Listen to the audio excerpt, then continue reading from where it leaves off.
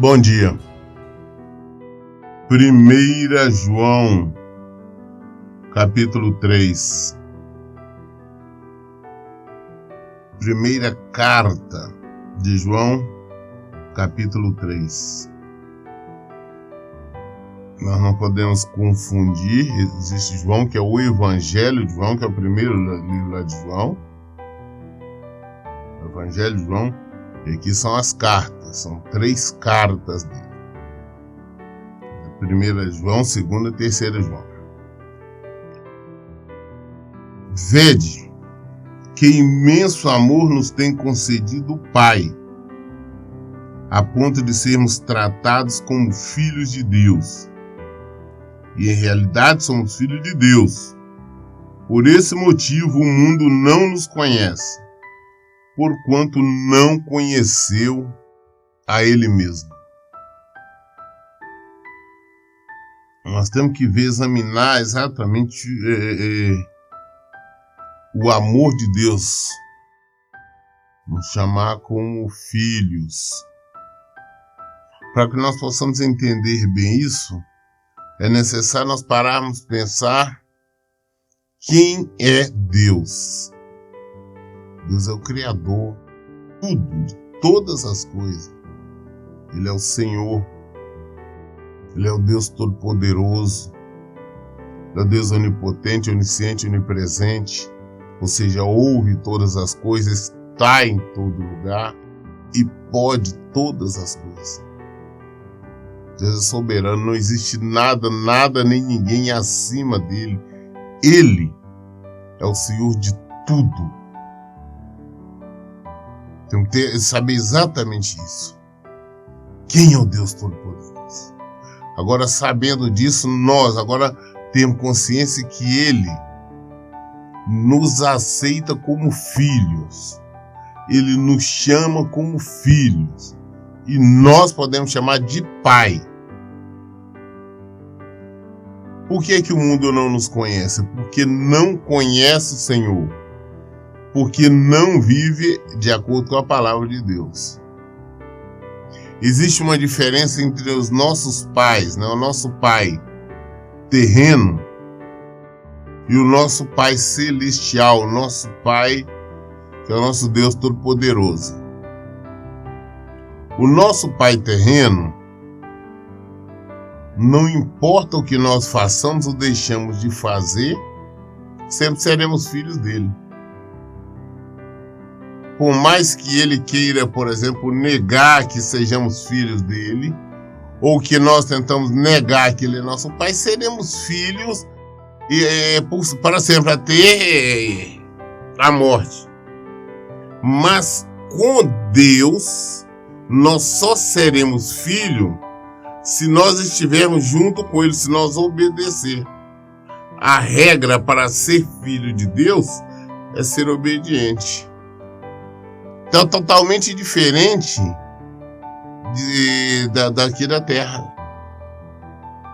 Então, saber que nós todos somos criaturas, feituras dele.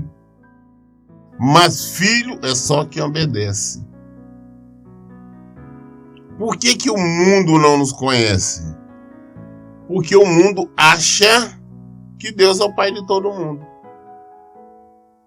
E não é assim. Ele deixa bem claro na palavra dele que ele não é o Pai de todo mundo. As pessoas, até quando nós falamos, não, meu Deus, chamamos Deus de Pai, as pessoas do mundo ou de outras religiões se sentem ofendidas. E elas mesmo, não, ele é o nosso Pai também, nós somos, é o mesmo Pai, é o mesmo Deus. Não, não é. Para sermos filhos de Deus, nós temos que ser obedientes a Ele, temos que estar unidos a Ele. E esse é o motivo que o mundo não nos conhece, porque não conhece a Deus. Se conhecesse Ele, vivia de acordo com a palavra dele. Se conhecesse Ele, praticava a sua palavra, vivia suas ordenanças. Mas por não conhecer, não conhecer o Senhor, também não nos conhece. Nos acha até arrogante quando nós falamos que somos filhos de Deus. Volto a insistir, o que transforma-nos em filhos de Deus não é porque oramos muito, não é porque vamos a templos, não é nada disso. É porque procuramos viver de acordo com a palavra de Deus. Nós temos que viver de acordo com a palavra dele, senão não seremos filhos. Versículo 2. Amados, agora somos filhos de Deus, e ainda não se manifestou o que havemos de ser. Todavia sabemos que quando ele se manifestar, seremos semelhante a ele, pois o veremos como ele é. Nós, os que procuram viver em obediência à palavra dele, os que procuram praticar o evangelho de Jesus Cristo, têm a consciência que são filhos de Deus. Para afirmar, não, eu sou filho de Deus porque eu vivo em conformidade com a palavra dele. Porque eu me enquadro na palavra dele como filho. Então, que somos filhos. E ainda não se manifestou o que havemos de ser. Nós não sabemos exatamente como seremos. Ou como viveremos. Mas uma coisa é certa. É algo incomparavelmente melhor do que vivemos aqui. É algo fora do comum, é descanso até, né? A promessa dele é de acordo com o que está na Bíblia. Mas uma coisa nós temos certeza, porque já está na palavra dele. Nós seremos semelhantes a Jesus quando ele se manifestar, quando ele vier. Seremos semelhantes a ele. Teremos vida eterna, vida e abundância. Jesus veio, morreu, ressuscitou. Quando Jesus, nós não podemos confundir Jesus com um fantasma. Ele não era um fantasma, ele não virou um fantasma. Ele ressuscitou. Ele está com o corpo glorificado. Prova tal que a Bíblia nos mostra que ele entrava, surgia em ambientes fechados, ele passava, ou seja, através das paredes, é isso que a Bíblia nos mostra, mas também ele se alimentava, geralmente para mostrar que ele não era um fantasma nem nada.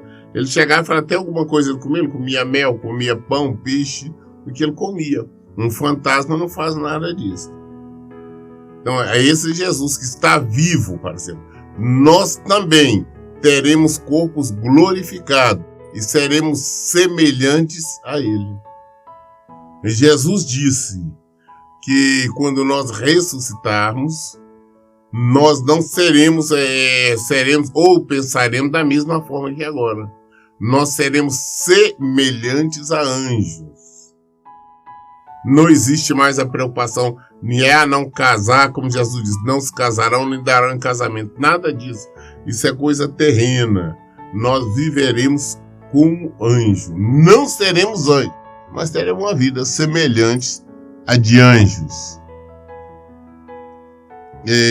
Isso quando ele se manifestar, seremos semelhantes a ele, pois o veremos como ele é.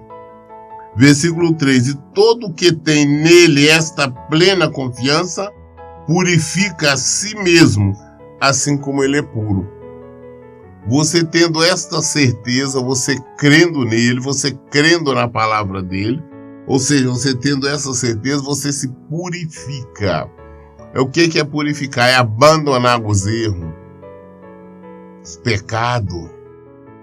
É não deixar ser dominado pela vontade da carne. Não deixar ser comandado por emoções terrenas. Não viver de acordo com a lógica humana ou com o entendimento terreno. Mas viver de acordo com o evangelho. Você se purifica, porque você sabe a promessa que você tem. Você sabe o que você espera, o que você espera alcançar, o que deseja alcançar. E você sabe que só vai alcançar se você se purificar. Porque nós temos que praticar a santidade. Porque ele deixou bem claro na palavra dele. Falou, olha, sede santo, porque eu, Senhor, sou santo. Agora, quando fala assim, a sede santa, ele não está falando para nós virarmos uma estátua com a aureolazinha ali. Não, é praticar a santidade, é desviar do mal, é procurar andar em veredas, em caminhos certos, retos. Isto o que é preciso. Nós tendo a certeza da salvação, então nós nos purificamos, andamos longe do pecado, nós não partilhamos as obras das trevas. Versículo 4. Toda pessoa que vive costumeiramente pecando, também vive em rebeldia contra a lei, pois o pecado é a transgressão da lei. Quem vive no pecado, praticando o pecado ali constante, vive em rebeldia, porque está em rebeldia a palavra de Deus. Ou seja, não aceita, não concorda, não admite a palavra de Deus. Se a pessoa sabe que não pode mentir, que os mentirosos não herdarão a promessa, ele teima em mentir, ele está rejeitando a palavra dele, ele está se rebelando contra a palavra de Deus. Ele não acredita na palavra de Deus. Agora, quem vive no adultério, na desonestidade, no engano, é porque não acredita na palavra do Senhor, não acredita na promessa. Porque se acreditasse, não o veria desta maneira. Então, todos que vivem de maneira costumeira no pecado, ela é uma pessoa que está se rebelando contra Deus, contra o Evangelho de Jesus Cristo, contra a palavra de Deus. E os rebeldes, com certeza, não herdarão o reino do céu. No versículo 5. Sabeis igualmente que ele se manifestou para tirar os nossos pecados, e nele não há pecado. Olha para você ver coisa extraordinária. Jesus veio ao mundo, se revestiu de carne, sofreu tudo que tinha que sofrer, todo tipo de humilhação, de dor. Ele sofreu, padeceu por tudo aquilo para nos libertar do pecado. Porque o pecado dominava. O pecado reinava. E não tinha nenhuma maneira das pessoas ser libertas do pecado se não fosse através do Filho de Deus. Não importava o que fizéssemos, não teríamos como nos libertar do pecado, desse jugo do pecado, deste peso. Aí Jesus veio ao mundo, ele ocupou o nosso lugar. Quem deveria ser morto, crucificado, era cada um de nós. Mas Jesus ocupou o nosso lugar. E ele levou todo o pecado. Naquela hora, quando ele estava ali, fala que houve trevas, quando ele estava na cruz ali, já prestes a morrer, houve trevas em todo mundo. Diz que a treva era tão densa que ninguém conseguia ver 1 metro à sua frente. Ele assumiu todo o pecado, todos os erros. Quando ele assumiu todo o erro, Deus se afastou, ele sentiu ali o afastamento de Deus. Ele estava com todos os nossos pecados. Foi quando ele gritou: meu Deus, por que me desamparaste? Que ele sentiu a ausência de Deus, porque Deus não concorda, Deus não aceita o pecado. Mas o que é extraordinário é que ele veio, pegou todo o nosso pecado, ele nos libertou do pecado, ele nos comprou com seu sangue, mas nele não há pecado, o pecado não ficou nele. Esse fardo ele jogou fora, ele tirou, não está com ele. Ele é santo, apesar de ter nos libertado do pecado, nele não há pecado.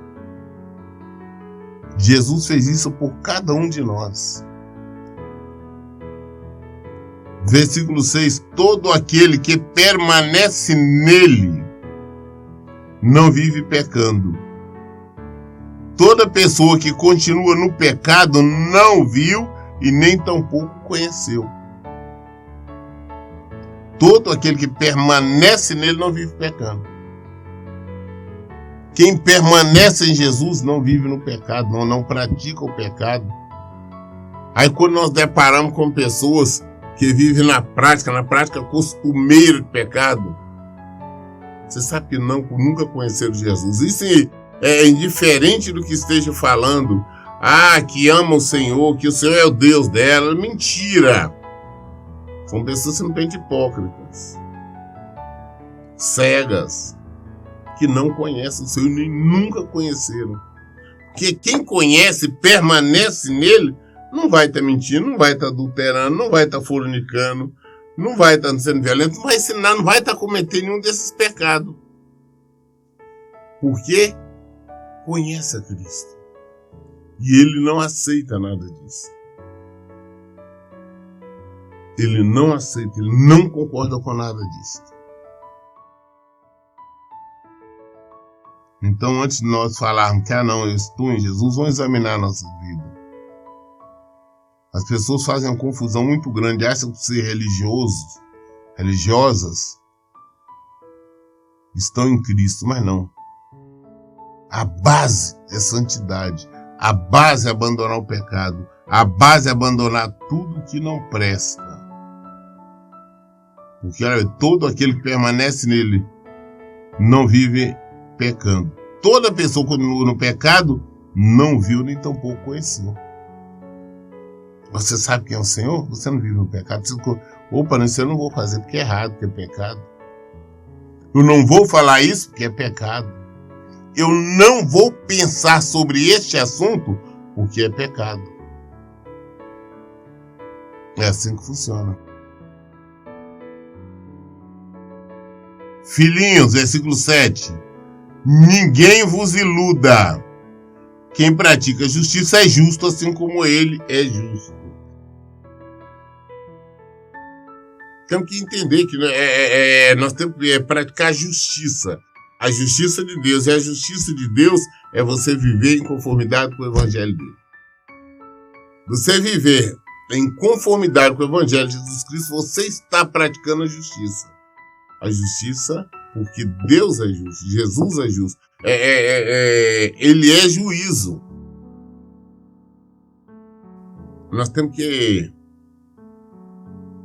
parar com a crença de que se eu rezar muito, se eu orar muito, se eu ler muito a Bíblia, se eu fizer caridade, se eu fizer isso ou aquilo, eu posso ser salvo. Não. O Senhor não nos diz isso. Diz para nós abandonarmos primeiro o pecado. Eu posso estar orando, posso viver dentro de templo, mas se eu estiver no pecado, se eu estiver em alguma prática errada, com certeza eu não conheço o Senhor. E por ele não sou conhecido. E por mais que eu fale que eu sou filho de Deus, na verdade eu não sou filho, eu sou adversário. O Senhor me vê como vê um adversário. Porque a minha posição é de adversário. Apesar de eu citar com a boca. Então, por este motivo, temos que compreender o Evangelho. Temos que compreender a palavra dele. Ninguém vos iluda. Quem pratica justiça é justo, assim como ele é. Então vamos praticar a justiça de Deus. Não a nossa justiça, não a justiça de homens, mas a justiça dele. Porque quem permanece nele não vive pecando. Nós não podemos estar no pecado. Nós não podemos estar no erro. Porque nós assim estaremos longe do Senhor e não herdaremos a promessa. Versículo 8. Aquele que vive habitualmente no pecado é do diabo, pois o diabo peca desde o princípio. Para isto o Filho de Deus se manifestou, para destruir as obras das trevas. É sério. Tá no pecado? Você é do diabo, você não é de Deus.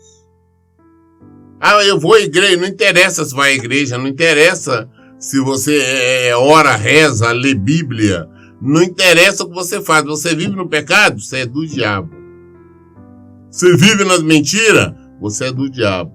Você vive na fornicação? Você é do diabo. Você vive no adultério? Você é do diabo. Você vive na desonestidade? Você é do... Enfim, tudo que é pecado, quem pratica e vive nessa prática, é do diabo. Não sei o que estou falando, é a Bíblia. É a palavra de Deus. Então, antes de nós concordarmos com essa ou com aquela situação, vamos examinar. Vamos deixar de ser religiosos somente. Vamos praticar o Evangelho. Porque senão não herdaremos a promessa. O que nós queremos, o que nós buscamos, é a salvação. Porque esta é a promessa. É salvação. Jesus se manifestou para destruir as obras das trevas, para levar o pecado. Foi para isso que Jesus manifestou. As pessoas acham que confundem. Acham que Jesus veio ao mundo, foi para dar carro novo, casa, dinheiro, um casamento. Foi para isso que ele não, mas ele veio para nos dar vida. Ele veio para nos tirar o pecado. Ele veio para que nós pudéssemos ser salvos. Esse é o motivo da vinda de Jesus. Jesus não veio, não foi para curar A, B ou C, não. Não foi por isso, não. Ele veio para nos dar vida. Vida em abundância. Esta é a promessa dele. Todo aquele que vive habitualmente no pecado é do diabo. Pois o diabo peca desde o princípio. Desde o início. O diabo é do pecado. Desde a fundação do mundo. Você vê que o diabo foi que seduziu a Eva e ela consequentemente levou o seu marido ao pecado. A maneira que o diabo tem de nos atacar exatamente é com sedução. O diabo não obriga ninguém a fazer nada. Ele trabalha na mente da pessoa. Ele fica na mente, seduzindo, trazendo pensamentos, fazendo crer, a pessoa acreditar numa série de coisas que não tem nada a ver. Fazendo a pessoa crendo que pode fazer coisas erradas, que não tem nada a ver, que não vai acontecer nada. Mas Jesus se manifestou para destruir as obras das trevas, destruir as obras do diabo. Abandone o pecado, porque senão você é filho do diabo, você é filha do diabo.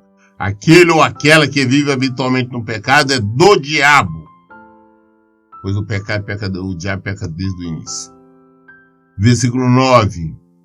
Todo aquele que é nascido de Deus não se dedica à prática do pecado, porquanto a semente de Deus permanece nele, e ele não pode continuar no pecado, pois é nascido de Deus. Quem é nascido de Deus? Já temos falado sobre o nascimento e o renascimento. Nascimento, todos nós temos um nascimento normal, mas nós depois renascemos em Cristo. Quando nós assumimos, quando nós entendemos de sepultar o velho homem, sepultar a velha mulher e ser uma nova criatura em Cristo.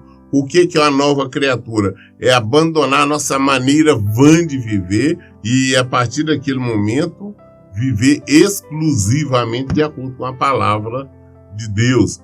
Viver exclusivamente de acordo com o Evangelho de Jesus Cristo. Isto sim é quando existe esse renascimento. E todo aquele que renasceu, ou seja, nasceu de Deus, não se dedica à prática do pecado. Não peca. Você não consegue mais, sabe por quê? Porque você conhece a Deus. Você tem medo. Temer a Deus é ter medo de Deus. Você sabe que se você pecar, Ele vai te mandar para o inferno. Não tem explicação, não tem escapatória, não. É ele que vai nos mandar para o inferno se nós estivermos no pecado. Se nós estivermos em erro. Então, eu tendo esta consciência, eu não vou pecar. Eu não vou pecar contra o Senhor. Porque eu sei que as consequências disso são terríveis. Então, aquele que é nascido de Deus não se dedica à prática do pecado, porquanto a semente de Deus permanece nele. Ele não pode continuar no pecado, pois é nascido de Deus. Quem realmente é convertido, estou falando convencidos, não estou falando frequentadores de templo, de igreja, não. Eu digo que quem é convertido não peca, ele não consegue. O Espírito Santo está ali o tempo todo. Se você pensa em fazer alguma coisa, ele fala, não. Se vê um pensamento errado ao mesmo tempo, o Senhor nos alerta, fala o erro aí. Quem é nascido do Senhor, se dedicou, entregou a sua vida realmente, ele não é entregar de boca, como muitos fazem. Ah, não, levanta a mão ali, ah, não, eu aceito Jesus, estou entregando minha vida, tá assim assado, mas só sai e continua no mesmo pecado, continua no mesmo erro. Não, agora quando você realmente entrega, aí depois você se batiza, sepulta o velho homem, velha mulher, e é uma nova criatura em Cristo, você não consegue errar. Você não consegue pecar. Porque você sabe as consequências. Então, você já tem uma nova pessoa e você vive agora de acordo com o Evangelho de Jesus Cristo. Você vive de acordo com a palavra de Deus e não mais como vivia antigamente. O versículo 10 fala, deste modo, conhecemos quem são os filhos de Deus e quem são os filhos do diabo. É a única maneira que nós temos que conhecer. Jesus disse, pelo fruto vocês conhecem a árvore. Como que nós sabemos se as pessoas são filhos de Deus ou não? É quando nós vemos a prática dela. Se é a pessoa que vive ali na prática, concorda com o erro, concorda com o pecado, são filhos do diabo. Não, aqueles que não aceitam, que rejeitam o pecado, mas vivem na palavra de Deus, são filhos de Deus. Então, assim que nós conhecemos quem é filho de Deus e quem é filho do pecado, quem é filho do diabo, quem é filho das trevas. Então, entenda, se queremos realmente alguma coisa do Senhor, nós temos que nos unir. Esta união só se dá pela obediência. Obediência ao Evangelho. Obediência à palavra dele. Não é obediência a uma denominação, não. Não é obediência a uma doutrina, não. É obediência ao Evangelho de Jesus Cristo. O que está aqui é o que nós temos que fazer. O que ele diz que nós podemos, nós fazemos. O que ele diz que nós não podemos, acabou, não podemos fazer. Deste modo conhecemos quem são os filhos de Deus e quem são os filhos do diabo. Quem não pratica justiça não procede de Deus, nem tampouco aquele que não ama seu próprio irmão. Se você não pratica justiça, você não vive em conformidade com a justiça de Deus, você não é filho de Deus. Isso você, por mais que você fale, não, eu também sou filho de Deus. Não, você não é. Você não é filho de Deus, você não é filha de Deus. As filhas é aquele que obedece, é obediência. E se você obedece, você ama o próximo como a você mesmo. Você ama o seu irmão. Não esse amorzinho aí que concorda, concordante com o erro, concordante com o pecado. Mas o amor verdadeiro. É o amor verdadeiro.